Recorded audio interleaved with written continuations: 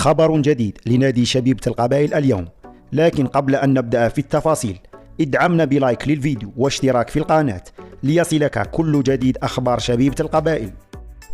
علمت الكورة نيوز من مصدر جد موثوق أن إدارة الشبيبة تقدمت بعرض رسمي إلى إدارة نادي الأهلي المصري من أجل ضم اللاعب الدولي الجزائري أحمد قندوسي في فترة الانتقالات الصيفية الحالية. وقد علم في هذا الشأن أن مسيري شبيبة القبائل ينتظرون الرد قبل هذا الخميس. يأتي هذا بعد أن تراجعت الشبيبة عن ضم اللاعب السابق لنادي وفاق سطيف عبد الرحمن دغموم، حيث حولت الأنظار إلى نجم المنتخب الجزائري أحمد قندوسي التي تريد الحسم معه سريعا.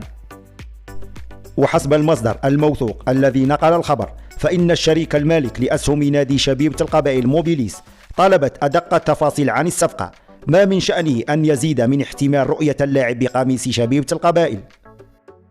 وفي ختام هذا الفيديو دعونا نتحدث عن رأي أنصار شبيبة القبائل حول إمكانية انضمام اللاعب أحمد قندوسي للشبيبة، ونتطلع لمعرفة كيف سيؤثر هذا القرار على مسيرة الشبيبة في المستقبل. شاركونا آراءكم في التعليقات.